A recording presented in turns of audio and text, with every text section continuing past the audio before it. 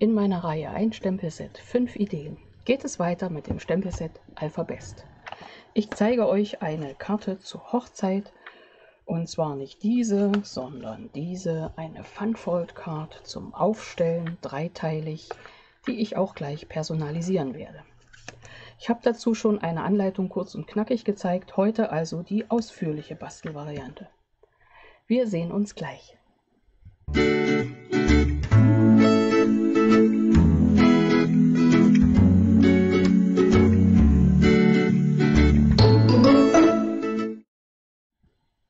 Hallo und herzlich willkommen in meiner Kreativwerkstatt. Schön, dass du dabei bist. Ich bin Angela von der Stempelfamilie. Heute eine weitere Karte zur Hochzeit. Eine Funfold Card, dreiteilig, ganz besonders finde ich, mit dem Stempelset Alphabest. Dazu gibt es auch noch eine Handstanzel, die man super verwenden kann. Außerdem noch einige andere Materialien, die zeige ich gleich. Karten zur Hochzeit habe ich letztens diese Funfold Card oder W-Fold Card gezeigt. Auch die verlinke ich dir gerne. Diese Karte, die es heute gibt, wird noch ein bisschen anders gestaltet. Ich habe anderes Designerpapier verwendet. Ja, Maße sind auch ein bisschen anders, eine kleine Variation. Die Anleitung in kurz und knackig verlinke ich dir da oben, da hinter meinem Kopf bei dem i. Kannst du dir die anschauen. Wir basteln heute gechillt, ausführlich. Gibt es schon mal ein bisschen Kaffee, damit wir wach bleiben. Okay, was du brauchst. Ich sage dir das jetzt einmal komplett durch. Ich hoffe, ich bin deutlich beim Sprechen. Ansonsten findest du es wie üblich in der Informationsbox, also unterm Video in der Beschreibung, gibt es einen Link, der geht direkt zu meiner Website auf den Beitrag. Dort findest du auch eine Auflistung der verwendeten Materialien in meinem Online-Shop. Okay, wir brauchen Farbkarton. Rund-Weiß, extra stark habe ich genommen, dann wälzt sich das Ganze auch nicht und ist schön stabil. Ist eine Karte zur Hochzeit, da kann man auch mal ein bisschen klotzen, also in dem Fall ausnahmsweise heute nicht so sparsam wie sonst immer, sondern du brauchst davon 2 Bögen und schneidest dir einen zu in den Maßen 14 x 27 cm und den zweiten in den Maßen 14 x 22 cm und da merkst du schon, da reicht also der A4-Bogen eben nicht. Okay, den Rest, den du übrig hast, kannst du wunderbar weiterverwenden für die Elemente, die wir noch brauchen, zum Stanzen und Stempeln. Ja, oder auch für die Auflage vorne. Außerdem, ich habe das hier schon mal so ein bisschen geklebt, weil einmal hatte ich schon gedreht und dann ist was dazwischen gekommen. Brauchst du Designerpapier. Ich habe hier dieses tolle neue mit den Blumen genommen. Findest du im Jahreskatalog und natürlich verlinkt. 2 Stück brauchst du in den Maßen 13,5 x 10,5 cm.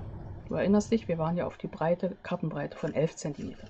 Ein Stück wird hier vorne drauf geklebt und das zweite hier auf die Rückseite. Aber, Moment, wir verstecken noch Klebemagneten und die habe ich vorher versteckt. Also eine Seite vom Klebemagneten ist hier drunter. Außerdem ein Stück Designerpapier in den Maßen 13,5 x 8,5 cm für innen und dieses wird auch später dann eingeklebt. Zeige ich dir dann noch. Und dann kleine Elemente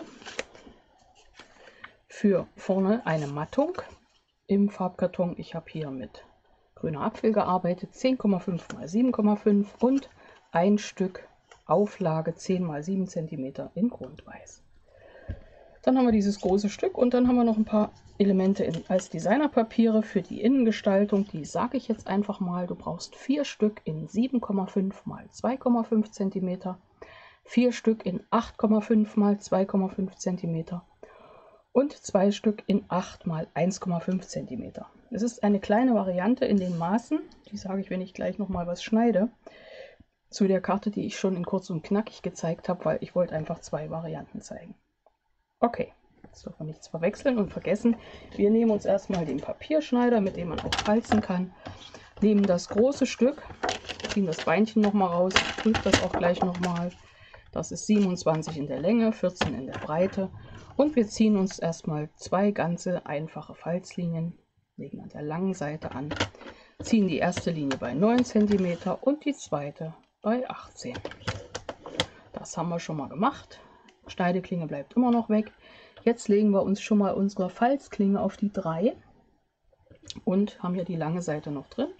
Brauchen eine erste Falzlinie genau bei 11 cm. Falzen jetzt von 3 bis hier unten, 14 ist es in der Breite, also 3 heißt 3 bleiben oben ungefalzt. Bleiben auch 3 unten ungefalzt. Das ist die Stelle, die ich im anderen anders gemacht habe, weil ich da den Steg hier einfach schmaler gemacht habe.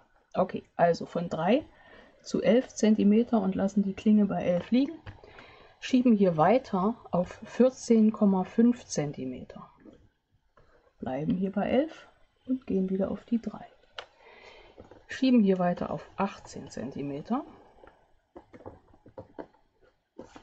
Bleiben bei 3, da ist es, gehen auf 11, halten es fest. Schieben weiter auf 21,5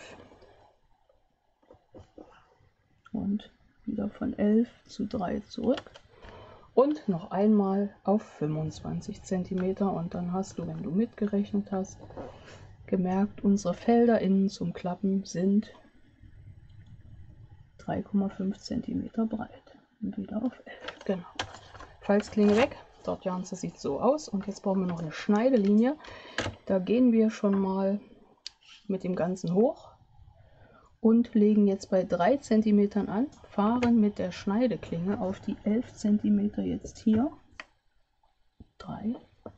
Gucken, dass es gerade liegt. Gehen auf die 11 cm. Jetzt kommt einmal der Kopf ins Bild. Genau. Und falzen durch bis 25. Und das müsste auch unsere letzte Falzlinie sein. Gehen wieder hoch. Ausnahmsweise geht es jetzt mal so rum weiter, dass wir das hier auf die 3 cm auf diese Seite oben legen.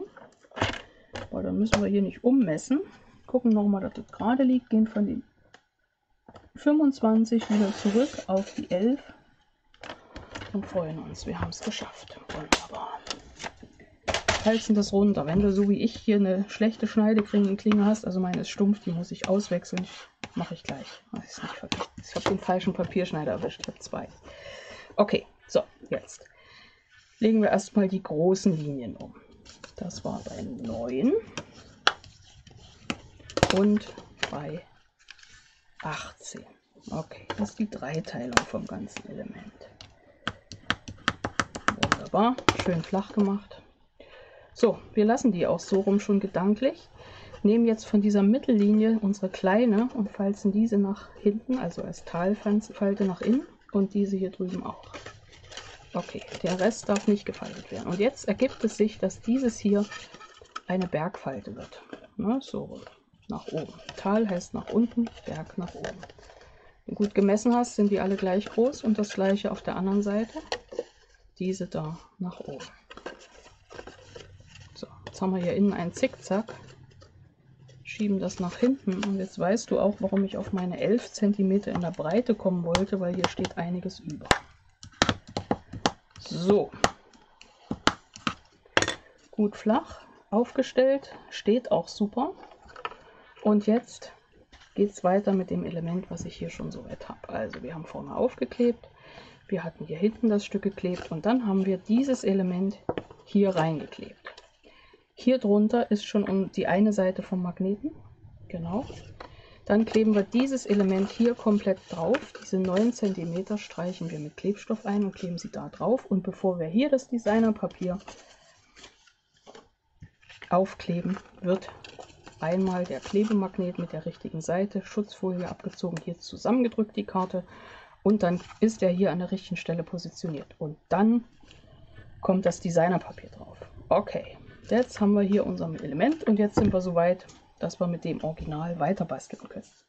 Ich habe ja gesagt, ich habe hier Elemente, jeweils 4 Stück in 3,5 x 7,5 cm. Die setze ich hier innen rein.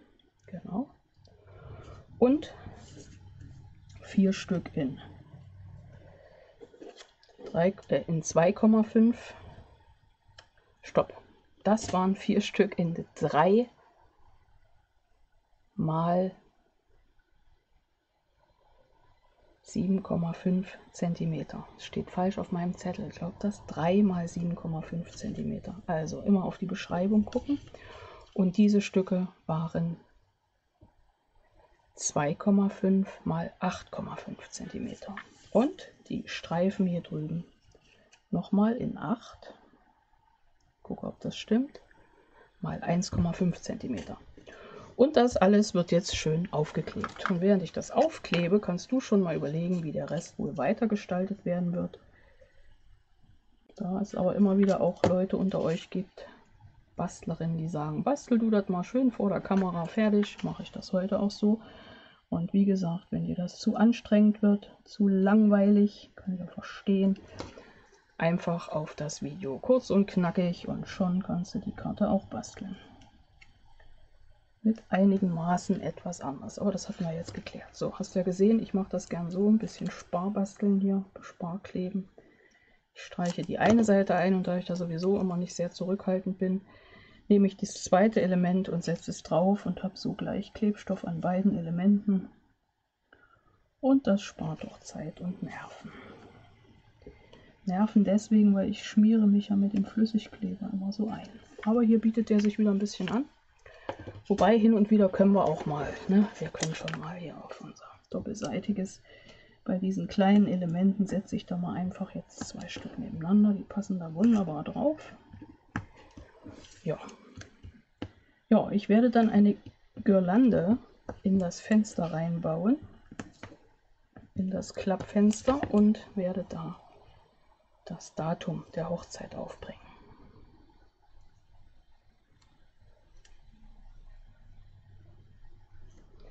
So, dieses Element habe ich so gemessen, dass es oben und unten bündig ist, damit der Abstand hier zwischen ganz gut stimmt. Genau. Und das mache ich jetzt auf der anderen Seite ähnlich. Gerade reinsetzen in meine Lücke.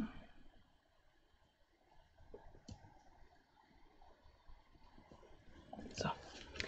Und jetzt sind wir hier bei den Elementen in der Mitte. Auch da mache ich wieder eine Runde Sparkleben. Habe mich entschieden, dass ich hier das Helle nehme. Jetzt müssen wir einmal gucken, dass der Regenbogenfarbverlauf richtig rum ist. Das ist ja kein richtiger Regenbogen, aber so ein bisschen. Dass man, habe ich es jetzt richtig oder habe ich es? Das ist so rum richtig, genau. Ist glaube ich auch egal. Dadurch, dass der fortlaufend in der Farbe ist, ist das eigentlich egal. So.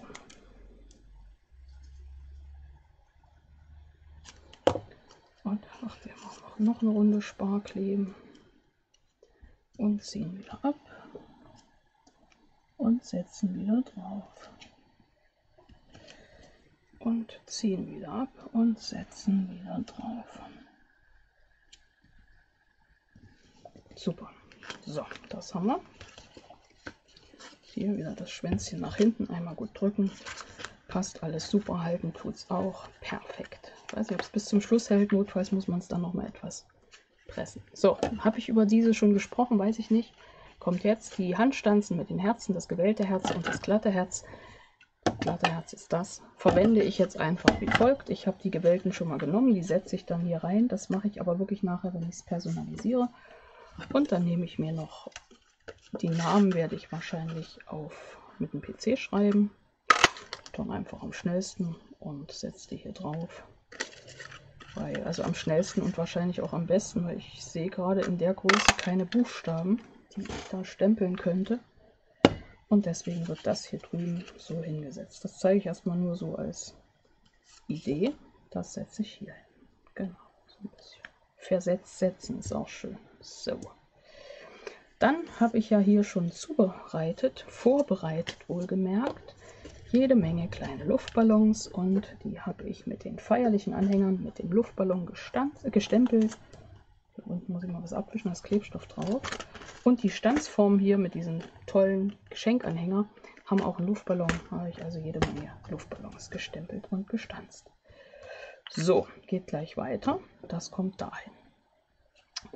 Die Zahlen machen wir gleich. Und dann gibt es noch dieses tolle Set. Stanzformen perfekt gepinselt. Bin ich froh, dass es das gibt, weil da haben wir Herzen für meine Hochzeitskarte. Und das hier sind Kreise oder eben Ringe. Du könntest die also wunderbar so an einer Stelle öffnen und ineinander setzen. Und hast Ringe zur Hochzeit. Meine Empfehlung. Ja, fände ich eigentlich super. Okay, jetzt machen wir mal so und schauen wir, dass wir vorne was gestalten. Und da hätte ich schon mal was vorbereitet. Das Grün. Du erinnerst dich, 10,5 mal 7,5 cm. Und dann hätten wir das hier einmal in den Rotton gestempelt und einmal im Blau und entscheiden gleich, was wir nehmen. Ob wir Herzen oder Ringe nehmen. Ich glaube, ich nehme Tatsache die Herzen. Setze ich hier so drauf und da drauf. Und jetzt wäre noch die Überlegung, ob ich das mit dem Rot nehme. Ich finde das eigentlich mit dem Rot schon ganz schick, aber wir machen nochmal die Überlegung. Wir haben ja Zeit, ausführliches Basteltempo. Wir hätten es auch in Blau. Ich bleibe beim Rot. Ja. Okay, dieses Element kriegt Abstandsklebepunkte. Hätten wir das schon mal geklärt. Gut. Kleben ist ja immer so ein Lieblingsthema. Okay, die haben wir also schon mal, die sind auch wirklich top. Dann hätten wir hier noch die Mini-Glue-Dots, die Klebepunkte. Und mit denen setze ich da vorne mein Herz drauf. Und zwar hier, meine Herzen. Wir können das schon draufkleben, wir könnten aber noch Folgendes machen. Das tun wir auch. Wir nehmen uns hier mal die kleinen Herzen und einen Stempelblock. Und was nehmen wir denn in der Farbe? Och, ich bin mal gerade etwas unentschlossen. Wir haben da oben das Blau und das Gelb. Wir haben das in Rot, wir haben das Grün. Wir wollen es auch nicht zu bunt machen. Ich würde fast sagen, ich gehe mal mit dem Grün, aber mit dem zweiten Abdruck. Okay, brauchen wir also was für den ersten Abdruck. Und da liegen ja hier neuerdings so Butterbrottüten rum. Das könnte sogar der dritte Abdruck sein. Genau, also geht das hier mal drauf. Das ist so aus dem Kapitel, wir werden jetzt auch mal nachhaltig arbeiten. Nichts verloren gehen lassen. Einmal haben wir noch. Haben wir also hier gleich schon eine bunte Tüte. Werden wir bestimmt für irgendwas brauchen. Und da hinten noch ein paar Herzen. Fertig ist das. Genau. Das mal eben schnell im Hintergrund gemacht. Und das kleben wir hier drauf. Und dann nehme ich die Mini-Klebepunkte und setze die Herzen vorne drauf.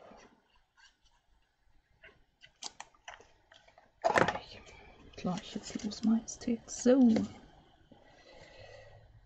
Schön gerade. Jetzt hat sie natürlich ein bisschen grüne Finger, aber das fällt dann in die Kategorie der Beschenkten. Die Beschenkten sollen ja auch sehen, dass es selbst gemacht ist. Genau. So, jetzt ist wieder auf meinem Arbeitstisch meine Lieblingspinzette verloren gegangen.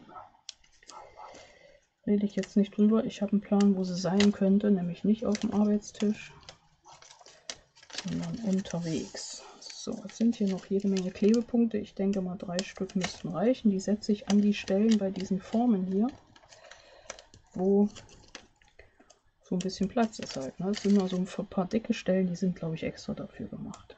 Das denke ich jetzt mal einfach so. Und da setze ich meine Klebepunkte hin. Da oben noch, ja, pro Herz 5 Stück. Kann man auch Verschwendung nennen, macht aber nichts, passt. So, Nummer 1. Und das zweite präparieren wir genauso.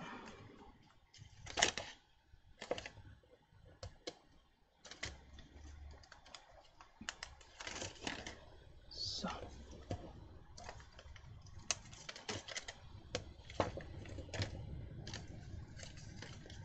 Hier ist noch einer. Muss da wirklich gucken, die Klebepunkte so drauf zu setzen, dass sie nicht daneben rausgucken, weil sonst haben wir eine klebende Karte. Und das braucht ja kein Mensch. So. Jetzt setze ich die durchaus beide relativ gleichzeitig auf, dass ich ein bisschen gut platzieren kann. Und da sitzen sie. Ich bin zufrieden. Ja, das passt ganz gut. Und auch durch diese Klebepunkte sind sie doch wieder leicht erhaben, weil die kleben ja nicht platt drauf, sondern die haben einen kleinen Abstand. Aber nicht so einen großen Abstand wie die Abstandsklebepunkte. Abstand, Abstand, genau. Sondern einen kleinen Abstand. So, jetzt wird das schön ausgemittelt. Im Ernstfall immer minimal nach oben. Und dann haben wir die Karte schon außen so weit. Oh, sieht cool aus, oder? Sieht cool aus. Da unten, wie gesagt, mein grüner Daumen. Wir reden nicht drüber. Herzen war klar, klebe ich später.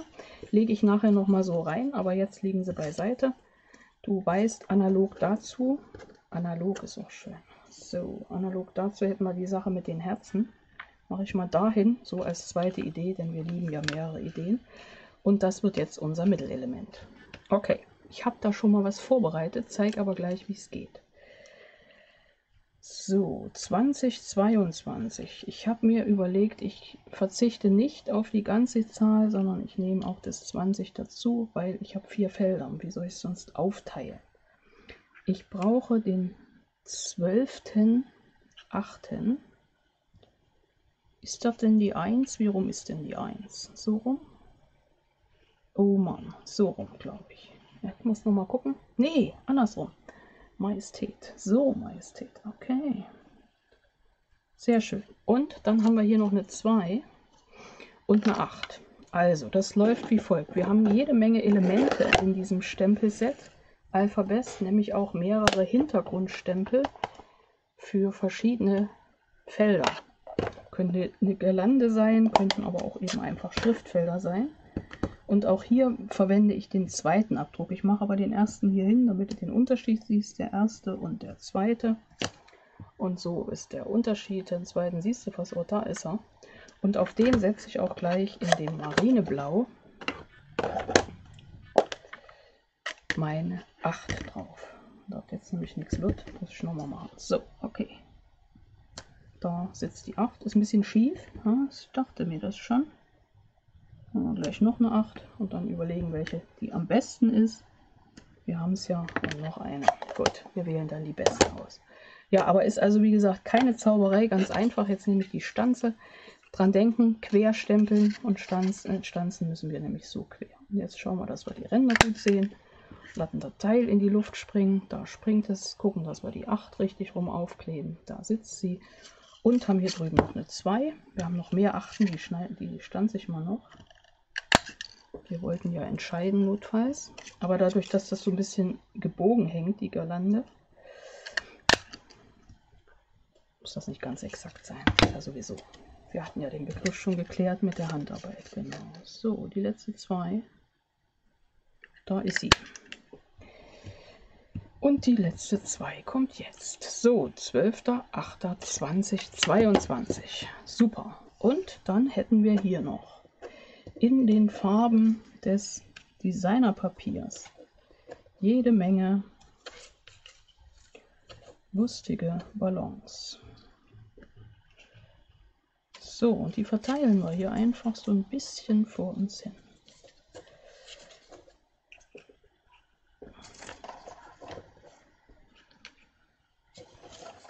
Ja, sieht, das ist einfach so ein bisschen, will nicht sagen willkürlich, aber doch nahe dran. Und hier drüben hätten wir auch noch welche. Die könnte ich dann zum Schluss da noch hinsetzen. Ich schaue mal, dass wir das einfach schön bunt hinkriegen. Denn Luftballons und Hochzeit sind ja durchaus was gut zusammengehört. Ja, so in etwa würde ich mir das denken. Und du hast es dir schon gedacht, ab jetzt wird nur noch geklebt. Machen wir mal ganz schnell.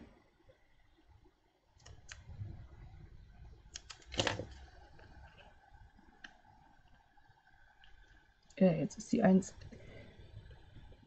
Die 1 könnte auch ein L sein. Ich glaube, ich muss die 1 nochmal nacharbeiten, meine Freunde. Die 1 habe ich... Das ist das L. Wir sind uns sicher, die 1 ist das L. Okay. Wir holen uns hier nochmal. Tja. Das muss doch schon mal schief gegangen sein, Mensch. Jetzt sehe ich das erst. Okay, wir arbeiten also noch einmal kurz nach, weil sie hat ein L statt 1 gestempelt. Hilft ja nicht, ist nur so. So, ich muss das mal da unten hinsetzen. Jetzt muss ich es nur noch finden. Ah, da ist es. Mann, Mann, Mann. Ein Stress, wenn man sich amüsiert. So. Jetzt machen wir das mal andersrum. Jetzt setzen wir die 1 hier hin. Genau. Wir machen gleich noch eine Not 1, eine zweite. Gut. Und dann nehmen wir, das gleich nochmal wiederholt. Und du siehst, dass es wirklich schnell geht. Setzen wir jetzt, den braucht man nicht, aber den setzen wir da drauf. Genau. Den brauchen wir nicht. Müssen wir mal gucken, dass wir den jetzt schön da unterbringen. Und den setzen wir da drauf. Naja, jetzt schauen wir, dass wir die gut stanzen. Die eine ist für die Tonne, das siehst du schon. Schön ist ja immer, dass wir die Stanzen so rum benutzen können. Und die zweite Da müssen wir uns ranschneiden. Ja, du siehst auch hier, wo gehobelt wird, fallen Späne, aber das ist heute Tatsache schon mein drittes Video. Und über das, was ich dazwischen doppelt machen musste, jetzt reden wir ja nicht. Okay, aber jetzt haben wir die 1 und die 1 ist richtig. Und jetzt nehmen wir nochmal unseren Kleber.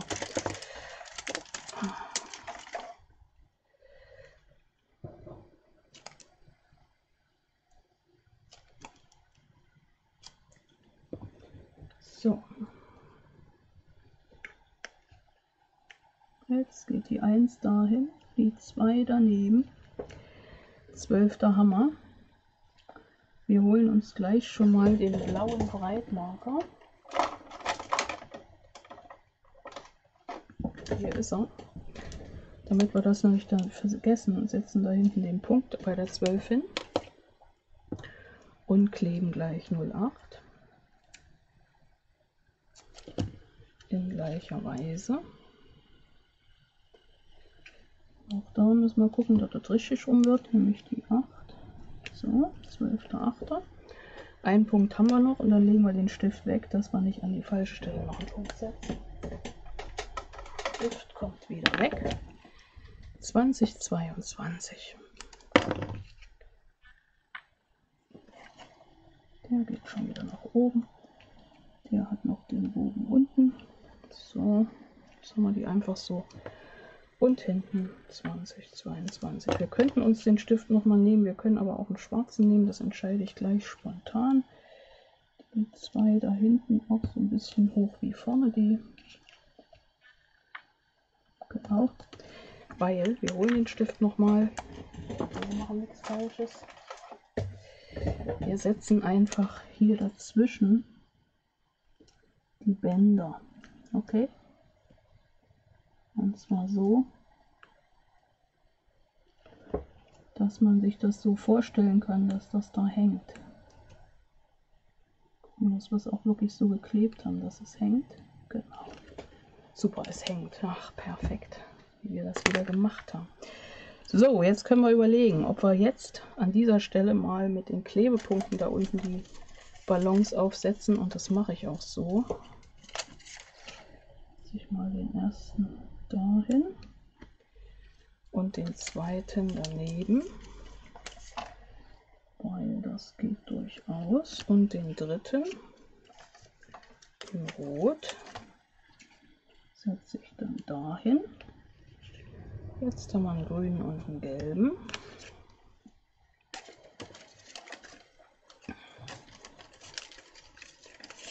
Schauen wir mal, wo wir hier noch was sehen. Sie sehen Sie nichts. Sind die alle schon alle? Kann ja wohl nicht sein. So, der gelbe geht noch dahin. Und der grüne. Wenn man das so lang fährt hier, wird man es ja fühlen, wo einer ist. Und dann sollte man nämlich fast schon mal abschneiden. Oder abreißen. So. Gucken, dass sie immer schön in den Feldern bleiben, weil wir wollen sie ja nicht knicken dann beim Zusammenfalten. Den haben wir noch. Und hier den in Amethyst, glaube ich. Amethyst, genau. Amethyst geht nach oben und Golden nach unten. Und du ahnst es schon, wir holen uns jetzt einmal kurz die Schere. Falten das mal nach dort. Haben hier die Schere und schneiden hier die Strecke ab. Was ein Spaß. Klappe, Klappe. Gut, da unten notfalls nochmal von der anderen Seite, aber das können wir auch später machen. So, und das ist zwar ein langes Video, aber auch nicht ganz lang. Okay, ob ich jetzt hier vorne noch 2 Luftballons extra reinklebe, um diese Verbindung zu schaffen zu dem anderen, entscheide ich, wenn ich hier die Namen fertig habe. Aber zeigt das nochmal. So würde meine Karte von innen aussehen. Wir könnten sie wunderbar aufstellen. So steht sie dann. So, jetzt machen wir sie zu. Du weißt, wie sie innen links aussieht. Also noch einmal geöffnet. Hochzeitskarte aufstellen. Springt schon auf. Kann man so hinstellen. Sieht echt total cool aus, finde ich. Findest du auch? Also Ich bin begeistert. Ich hoffe, sie kommt gut an. Restliche Luftballons, da bin ich wieder bei der Dreiernummer. Ja, will einer nicht. Okay, so, das war eins meiner Projekte mit dem Stempelset Alpha Best. Und du weißt ja, ein Stempelset, 5 Ideen. Insgesamt 5 Ideen mit diesem Stempelset tanzen hier der Reihe nach auf den Bildschirm. Das war's für heute. Ich hoffe, dir hat mein Projekt gefallen. Gib mir gerne einen Daumen hoch, schreib mir was in die Kommentare, abonniere meinen Kanal und bleib vor allem hier und schau dir noch mehr Videos und Anleitungen, Tipps und Tricks auf meinem YouTube-Kanal an. Wir sehen uns gleich in einem meiner nächsten Videos. Bis dahin, deine Angela von der Stempelfamilie.